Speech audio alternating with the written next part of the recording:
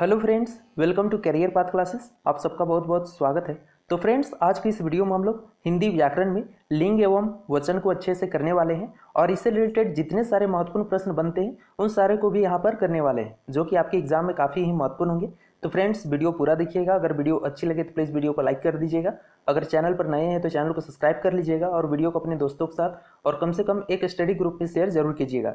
और friend, class की PDF file आपको टेलीग्राम चैनल पर मिल जाएगी, जिसके लिए मैंने डिस्क्रिप्शन पर लिंक दे रखा है, तो आप लोग डिस्क्रिप्शन पर जाकर टेलीग्राम चैनल ज्वाइन कर सकते हैं। तो चलिए फ्रेंड्स, स्टार्ट करते हैं आज की क्लास। तो चलिए सबसे पहले हम लोग बात करते हैं लिंग की। ठीक है, सबसे पहले किसकी बात करते हैं? लिंग की। तो लिंग किसे कहते हैं? तो संज्ञा की जिस रूप से किसी वस्तु के स्त्री या पुरुष होने का बोध हो उसे लिंग कहते हैं। ठीक है, लिंग किसे कहते हैं? तो संज्ञा के जिस रूप से किसी वस्तु के क्या होने का पता चले, तो स्त्री या पुरुष होने का पता चले, तो उसे हम क्या कहेंगे? स्त्रीलिंग कहेंगे। जैसे यहाँ पर एग्जाम्पल में देखते हैं, जैसे राम, सीता, सोहन, गीता आदि। ठीक है, ये सब सारे शब्द क्या है? तो संज्ञा है। राम भी संज्ञा, सीता भी, सोहन, गीता, सब सारे क्या है? तो संज्ञा शब्द है। तो यहाँ पे राम से क्या पता चल रहा है? तो पुरुष जाति का पता चल रहा है। सीता से क्या? तो स्त्री होने का पता चल रहा है। सोहन से क्या पता चल रहा है? तो पुरुष होने का पता चल रहा है। और गीता से क्या पता चल रहा है? तो स्त्री होने का पता चल रहा है। तो लिंग किसे कहते हैं? तो संज्ञा के जिस रूप से किसी वस्तु का स्त्री या पुरुष होने का पता चले तो उसे हम लिंग कहते हैं। क्लियर होगा यहाँ तक? आगे हम बात करें तो लिंग के दो भेद होते हैं। लिंग के कितने भेद होते हैं? दो भेद। कौन कौन? पहला पुल्लिंग और दूसरा स्त्रीलिंग। क्लियर है? अब चलिए क्या करते हैं, इन दोनों को अच्छे से समझते हैं, पुल्लिंग और स्त्रीलिंग को। ठीक है, तो पुल्लिंग किसे कहते हैं? तो पुल्लिंग संज्ञा के उस रूप को कहते हैं। पुल्लिंग संज्ञा के उस रूप को कहते हैं जिससे उसके पुरुष होने का बोध हो। ठीक है, पुल्लिंग किसे कहेंगे? तो पुल्लिंग संज्ञा के उस रूप को कहेंगे जिससे उसके पुरुष होने का बोध हो। जैसे घोड़ा, चना, लड़का। ठीक है, इन सारे शब्दों से क्या पता चल रहा है? तो पुरुष होने का बोध हो रहा है। ठीक है, तो पुल्लिंग का डेफिनेशन ही क्या होता है, परिभाषा ही क्या होता है? तो पुल्लिंग संज्ञा के उस रूप को कहते हैं जिससे उसके पुरुष होने का बोध हो। तो घोड़ा से, चना से, लड़का से क्या होने का पता चल रहा है? पुल्लिंग यानी पुरुष होने का पता चल रहा है। ठीक है, तो इस वजह से घोड़ा, चना, लड़का क्या हो जाएगा? यहाँ पर पुल्लिंग हो जाएगा। ठीक है, उसी प्रकार हम बात करें स्त्रीलिंग की, तो स्त्रीलिंग संज्ञा के उस रूप को कहते हैं जिससे उसके स्त्री होने का बोध हो। ठीक है, स्त्रीलिंग किसे कहेंगे? तो स्त्रीलिंग संज्ञा के उस रूप को कहेंगे जिससे उसके स्त्री होने का बोध हो। जैसे सीता, लड़की, घोड़ी, टोपी, हवा, ये सब क्या है? स्त्रीलिंग शब्द हैं। ठीक है, चलिए यहाँ तक तो ये हुआ डेफिनेशन। ये जानना हम लोगों के लिए उतना इंपॉर्टेंट नहीं था, लेकिन जो मैं अब बताने जा रहा हूँ वो काफ़ी ही इंपॉर्टेंट है। ठीक है, तो उसे अच्छे से देखिएगा। यहाँ पर नीचे लिखे शब्द सदा पुल्लिंग होते हैं। ठीक है, यहाँ से अच्छे से देखिएगा, नीचे लिखे शब्द सदा पुल्लिंग होते हैं। जैसे महीनों के नाम, महीनों के नाम हमेशा क्या होते हैं? पुल्लिंग होते हैं। जनवरी, फरवरी, चैत, बैसाख आदि, ये सब क्या होते हैं? हमेशा पुल्लिंग होते हैं। तो एग्जाम में दे सकता है कि जनवरी स्त्रीलिंग है या पुल्लिंग है, तो आपको ये चीज़ पता होना चाहिए कि जनवरी, फरवरी यानी महीनों के नाम क्या होते हैं? तो पुल्लिंग होते हैं। ठीक है, उसी प्रकार दिनों के नाम, जैसे सोमवार, मंगलवार, बुधवार, शुक्रवार, ये सब सारे क्या होते हैं? पुल्लिंग होते हैं। उसी प्रकार हम बात करें तो समय सूचक नाम, जैसे क्षण, सेकेंड, मिनट, घंटा, दिन, वर्ष, युग आदि, ये सब क्या होते हैं? तो पुल्लिंग होते हैं। लेकिन अपवाद के रूप में रात, दोपहर, शाम, संध्या, सांझ क्या होते हैं? स्त्रीलिंग होते हैं। ठीक है, तो अपवाद को भी अच्छे से देखते चलना है, नोट करते चलना है। ठीक है, यहाँ पर समय सूचक क्या होते हैं? पुल्लिंग होते हैं, जैसे क्षण, सेकेंड, मिनट, घंटा, दिन, वर्ष, युग आदि। लेकिन यहाँ पे बात करें अपवाद के रूप में रात, दोपहर, शाम, संध्या, सांझ, ये सब क्या होते हैं? स्त्रीलिंग होते हैं। ठीक है, ये भी समय सूचक है लेकिन ये स्त्रीलिंग हो रहा है। ठीक है, इसे आपको ध्यान रखना है। चलिए आगे देखते हैं पर्वतों के। जैसे पर्वतों के नाम में जैसे कैलाश, हिमालय, विंध्याचल, ये सब क्या होते हैं? पुल्लिंग शब्द हैं। ठीक है, कैलाश, हिमालय, विंध्याचल क्या है? पुल्लिंग है। उसी प्रकार फलों के नाम जैसे अमरूद, सेब, आम, केला आदि, ये सब क्या है? पुल्लिंग है। लेकिन अपवाद के रूप में लीची क्या होता है? तो स्त्रीलिंग होता है। लीची क्या शब्द है? स्त्रीलिंग शब्द है। ठीक है, उसी प्रकार हम बात करें देशों के नाम, जैसे भारत, कनाडा, जापान आदि, सब क्या है? पुल्लिंग है। उसी प्रकार द्रव्यों के नाम, घी, तेल, शरबत आदि, सब क्या है? पुल्लिंग है। लेकिन अपवाद के रूप में बात करें तो चाय और लस्सी क्या शब्द है? स्त्रीलिंग शब्द है। ठीक है, तो अपवाद में भी ज़्यादा ध्यान देना है। चाय, लस्सी, ये सब क्या है? स्त्रीलिंग शब्द है। ठीक है, उसी प्रकार हम आगे बात करें तो वृक्षों के नाम जैसे आम, नीम, कटहल आदि क्या है? पुल्लिंग शब्द है। आगे हम बात करें नवा में अनाजों के नाम। ठीक है, अनाजों के नाम जैसे चावल, गेहूं, चना, ये सब क्या है? पुल्लिंग है। लेकिन अपवाद के रूप में मकई, ज्वार क्या है? स्त्रीलिंग है। ठीक है, अनाजों के नाम में चावल, गेहूं, चना, ये सब क्या है? पुल्लिंग है। अपवाद के रूप में मकई, ज्वार शब्द क्या है? स्त्रीलिंग है। ठीक है, ग्रहों के नाम जैसे चंद्र, सूर्य, बृहस्पति आदि, ये सब क्या है? तो पुल्लिंग है। लेकिन अपवाद के रूप में हमारा पृथ्वी क्या है? स्त्रीलिंग है। ठीक है, पृथ्वी क्या है? स्त्रीलिंग शब्द है। आगे हम बात करें धातुओं के नाम जैसे लोहा, सोना, तांबा, ये सब क्या है? पुल्लिंग शब्द है। लेकिन अपवाद के रूप में चांदी बात करें तो चांदी क्या है? स्त्रीलिंग है। ठीक है, चलिए आगे हम बात करें यहाँ पे 12वां में शरीर के कुछ अंग, शरीर के कुछ अंग क्या है? पुल्लिंग है। जैसे सिर, मुंह, कान, ओठ, गला, हाथ, पैर इत्यादि, ये सब क्या है? पुल्लिंग शब्द हैं, ठीक है। और आपको यहाँ पर नोट में ध्यान रखना है क्या? तो जिन शब्दों के अंत में आपा, खाना, त्व, आव, आ, आर, न, आवा, आदान, वाला, एरा, ख, ज, त्र आदि जुड़े हों तो पुल्लिंग होते हैं। समझ में आया? जिन शब्दों के अंत में, ठीक है, जिन शब्दों के अंत में आपा, खाना, त्व, आव, आ, आर, न, आवा, अदान, वाला, एरा, ख, ज, त्र आदि शब्द जुड़े होते हैं तो क्या होते हैं? पुल्लिंग होते हैं हमेशा, ठीक है। जैसे मोटापा, बुढ़ापा, दवाखाना, शस्त्र, नीरज, चाय वाला, सपेरा आदि ये सब क्या है? तो पुल्लिंग शब्द हैं, ठीक है। इन सबको अच्छे से याद रखना है। अब चलिए इसी प्रकार हम लोग बात करते हैं स्त्रीलिंग शब्द की। कौन कौन स्त्रीलिंग होगा, ठीक है। तो नीचे लिखे शब्द सदा स्त्रीलिंग होते हैं, ठीक है। नीचे जो लिखे शब्द हैं वो हमेशा क्या होंगे? स्त्रीलिंग होंगे। जैसे तिथियों के नाम, किसका बात कर रहे हैं? तिथियों के नाम, जैसे अमावस्या, पूर्णिमा, द्वितीया आदि ये सब क्या होंगे?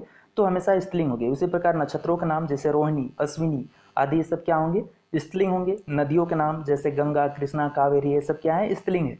लिपियों के नाम जैसे देवनागरी, रोमन, गुरुमुखी आदि ये सब क्या है? तो स्त्रीलिंग है, ठीक है। उसी प्रकार भाषाओं के नाम जैसे हिंदी, तमिल, पंजाबी ये सब क्या है? स्त्रीलिंग शब्द हैं, ठीक है। आगे हम बात करें शरीर के कुछ अंग, ठीक है। शरीर के कुछ अंग जैसे जीभ, मूछ, गर्दन ये सब क्या है? स्त्रीलिंग शब्द हैं। जबकि पुल्लिंग में भी कुछ शरीर के अंग थे जो पुल्लिंग थे, ठीक है। उसी प्रकार बोलियों के नाम जैसे भोजपुरी, पहाड़ी, मगही ये सब क्या है? स्त्रीलिंग है। नेक्स्ट है जिन शब्दों के अंत में ई आते हैं, ठीक है। जिन शब्दों के अंत में अगर ई आते हैं तो भी क्या होंगे? स्त्रीलिंग शब्द होंगे। जैसे गरीबी, अमीरी ये सब क्या है? स्त्रीलिंग शब्द है। उसी प्रकार 9वां में है जिन शब्दों के अंत में ऊ आते हैं, ठीक है। जिन शब्दों के अंत में क्या आते हैं? ऊ आते हैं तो क्या होंगे? स्त्रीलिंग शब्द होंगे। जैसे ऋतु, मृत्यु, वायु आदि ये सब क्या है? तो स्त्रीलिंग शब्द हैं। उसी प्रकार जिन शब्दों के अंत में आ आते हैं, क्या आते हैं? आ आते हैं तो वो भी क्या होंगे? स्त्रीलिंग होंगे। जैसे माला, कृपा आदि, ठीक है। माला, कृपा आदि ये सब क्या होंगे? स्त्रीलिंग शब्द होंगे, ठीक है। उसी प्रकार हम आगे बात करें तो वे फारसी शब्द जिसके अंत में त और ह आते हैं, ठीक है। वे फारसी शब्द जिनके अंत में क्या आते हैं? त या ह आते हैं वो क्या होते हैं? स्त्रीलिंग शब्द होते हैं। जैसे दौलत, फतह, सुबह, अमानत ये सब क्या है? स्त्रीलिंग शब्द हैं। उसी प्रकार आगे हम बात करें तो जिन शब्दों के अंत में आहद, आवत, आई, आरी, इया, त, री आते हैं वे सब जैसे क्या होते हैं? स्त्रीलिंग होते हैं। जैसे घबराहट, बनावट, थकावट, लड़ाई, तैयारी, पुड़िया, ताकत, परी ये सब क्या है? स्त्रीलिंग शब्द हैं, ठीक है। अब यहाँ पे बात करते हैं पुल्लिंग से स्त्रीलिंग बनाने के कुछ महत्वपूर्ण नियम, ठीक है। अब किनका बात करने वाले हैं? तो पुल्लिंग से स्त्रीलिंग बनाने के कुछ महत्वपूर्ण नियम, ठीक है। पहला है ई जोड़कर। क्या जोड़कर?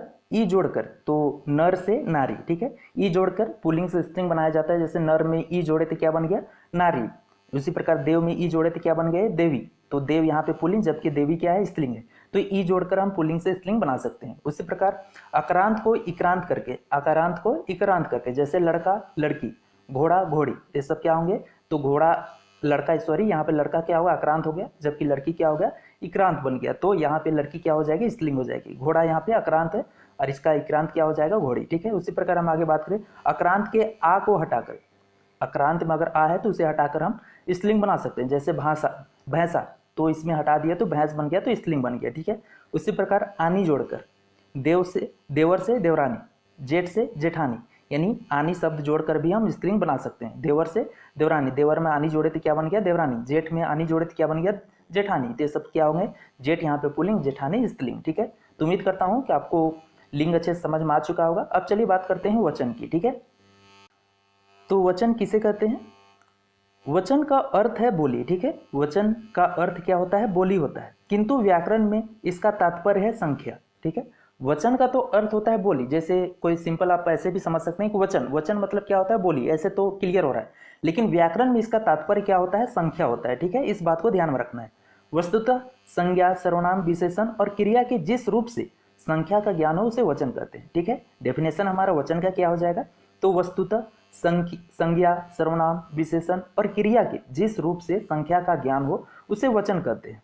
क्लियर है? वचन का अर्थ, वचन का कार्य है संख्या बतलाना, ठीक है। वचन का कार्य क्या है? तो संख्या बतलाना, मात्रा बतलाना नहीं, ठीक है। वचन का कार्य है संख्या बतलाना, मात्रा को बतलाना ये अर्थ नहीं होता है। वचन का अर्थ सिर्फ होता है संख्या को बतलाना, ठीक है। अब आगे बात करें तो वचन के दो भेद होते हैं, ठीक है। वचन के हिंदी में वचन के दो भेद होते हैं। कौन कौन? एक वचन और बहुवचन। वचन के कितने भेद होते हैं? दो भेद होते हैं हिंदी में, एक वचन और बहुवचन, ठीक है। अब चलिए इन दोनों को अच्छे से समझते हैं। तो एक वचन किसे कहेंगे? विकारी शब्द के लिए जिस रूप में एक का बोध हो उसे एक वचन कहेंगे, ठीक है। यानी यहाँ पे आप सिंपल समझ सकते हैं कि जिस शब्द से एक का सिर्फ बोध हो रहा है तो उसे हम क्या कहेंगे, एक वचन कहेंगे। जैसे सिर्फ नदी बोल रहे हैं तो यहाँ पर सिर्फ क्या पता चल रहा है, यानी किसी एक नदी की बात कर रहे हैं, नदी। घोड़ा तो यहाँ पे सिंपल है, किसी एक घोड़े के बारे में बात कर रहा है। लड़का बोल रहे हैं तो किसी एक लड़के के बारे में बात कर रहा है। घड़ी बोल रहा है तो यहाँ पर किसी एक घड़ी के बारे में बात कर रहे हैं, ठीक है। तो एक वचन इन सारे शब्दों से भी आप समझ सकते हैं कि एक वचन क्या होगा। उसी अगर हम बात करें बहुवचन की, तो विकारी शब्द के लिए जिस रूप में एक से अधिक का बोध हो उसे बहुवचन कहेंगे, ठीक है।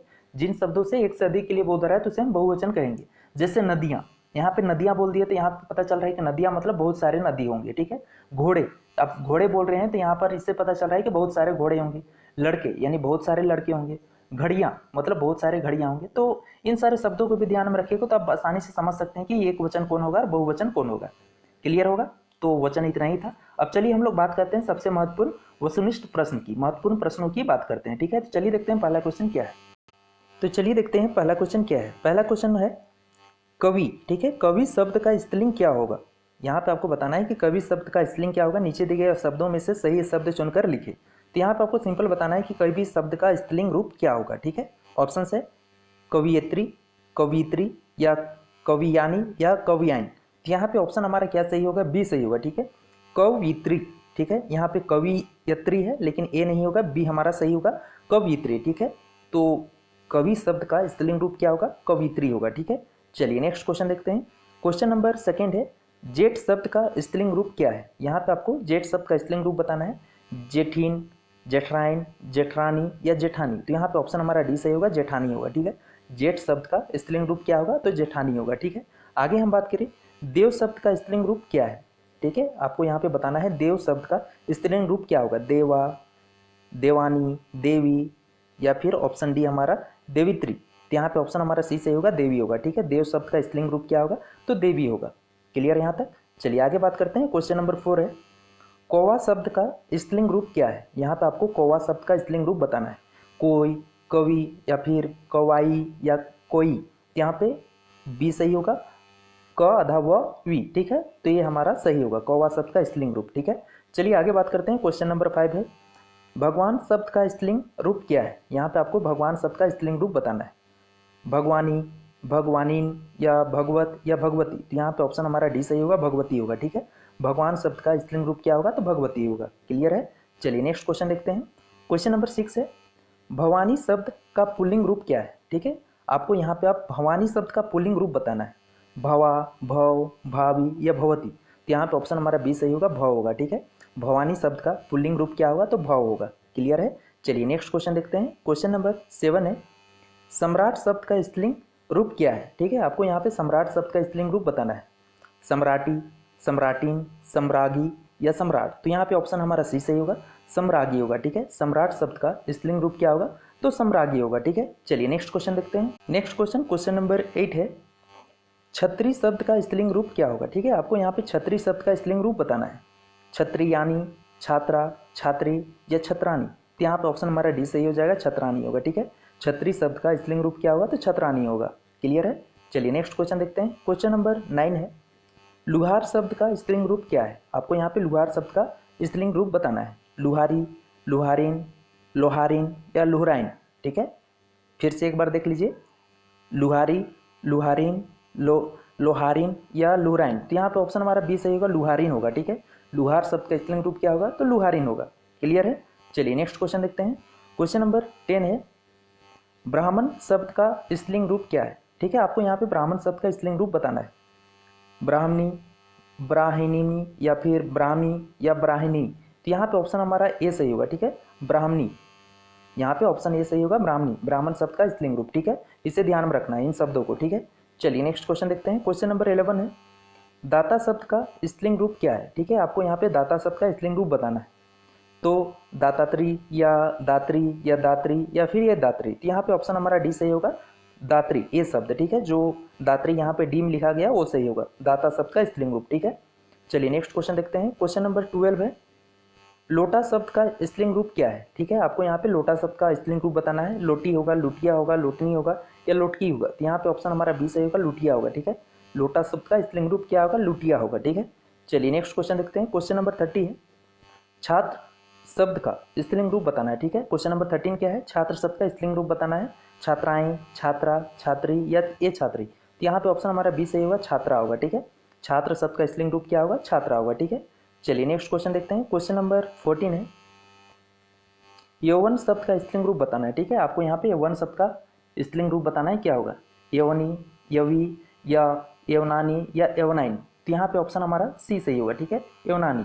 यौवन शब्द का स्त्रीलिंग रूप क्या होगा, यवनानी होगा। ठीक है, चलिए नेक्स्ट क्वेश्चन देखते हैं। क्वेश्चन नंबर 15 है, आयुष्मान शब्द का स्त्रीलिंग रूप क्या है। ठीक है, यहाँ पे आपको बताना है कि आयुष्मान शब्द का स्त्रीलिंग रूप क्या होगा, आयुष्मान, आयुष्मानी, आयुषी या फिर आयुष्मती। तो यहाँ पे ऑप्शन हमारा क्या सही होगा, डी होगा। ठीक है, यहाँ पर हमारा ऑप्शन डी सही होगा, आयुष्मती होगा। ठीक है, चलिए नेक्स्ट क्वेश्चन देखते हैं। क्वेश्चन नंबर 16 है, विद्वान शब्द का स्त्रीलिंग रूप क्या है। ठीक है, यहाँ पर आपको बताना है विद्वान शब्द का स्त्रीलिंग रूप क्या होगा, विद्यावती, विधवा, विदुषी या विद्वानी। ठीक है, तो यहाँ पे हमारा क्या होगा, सी सही होगा, विदुषी होगा। ठीक है, विद्वान शब्द का स्त्रीलिंग रूप क्या होगा, विदुषी होगा। ठीक है, चलिए नेक्स्ट क्वेश्चन देखते हैं। नेक्स्ट क्वेश्चन, क्वेश्चन नंबर 17 है, मयूरी शब्द का पुल्लिंग रूप क्या है। ठीक है, मयूरी शब्द का पुल्लिंग रूप क्या है वो बताना है, मयूरा, मयूर, मयूरिनी या मयूरिन। तो यहाँ पे ऑप्शन हमारा बी सही होगा, मयूर। ठीक है, मयूरी शब्द का पुल्लिंग रूप क्या होगा, मयूर होगा। ठीक है, चलिए नेक्स्ट क्वेश्चन देखते हैं। क्वेश्चन नंबर 18 है, हिंदी में वचन कितने भेद है। ठीक है, हिंदी में वचन के कितने भेद हैं वो बताना है, 2, 3, 4, 5। तो कितने हैं, 2 है, एक वचन और बहुवचन। ठीक है, हिंदी में वचन के 2 भेद हैं, एक वचन और बहुवचन। ठीक है, चलिए नेक्स्ट क्वेश्चन देखते हैं। क्वेश्चन नंबर 19 है, नदी शब्द का बहुवचन रूप क्या है। ठीक है, नदी शब्द का आपको यहाँ पर बहुवचन रूप बताना है, नदी होगा, नदियाँ होगा, ये या फिर ये नदियाँ होगा या फिर नदियों होगा। तो यहाँ पे हमारा ऑप्शन बी सही होगा, नदियाँ। ठीक है, अच्छे से देखिएगा, यहाँ भी नदियाँ हैं, यहाँ भी नदियाँ हैं, लेकिन यहाँ पे सही कौन होगा, बी होगा। ठीक है, चलिए नेक्स्ट क्वेश्चन देखते हैं। क्वेश्चन नंबर 20 है, व्याकरण में वचन का सही अर्थ क्या है।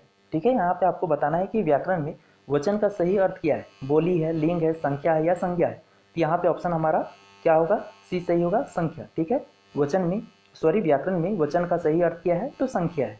क्लियर है, तो चलिए फ्रेंड, उम्मीद करता हूँ कि यहाँ पर आपको लिंग और वचन अच्छे से समझ में आ गया होगा और इससे रिलेटेड जितने सारे महत्वपूर्ण प्रश्न हैं वो भी अच्छे से क्लियर हो चुके होंगे। तो फ्रेंड चलिए आज के लिए इतना ही करते हैं। तो फ्रेंड्स वीडियो कैसी रहे मुझे कमेंट करके जरूर बताइएगा। अगर अच्छी लगे तो प्लीज़ वीडियो को लाइक कर दीजिएगा। अगर चैनल पर नए हैं तो चैनल को सब्सक्राइब कर लीजिएगा और वीडियो को अपने दोस्तों के साथ और कम से कम एक स्टडी ग्रुप में शेयर जरूर कीजिएगा। तो मिलते हैं नेक्स्ट वीडियो में, तब तक के लिए जय हिंद, जय भारत, थैंक यू।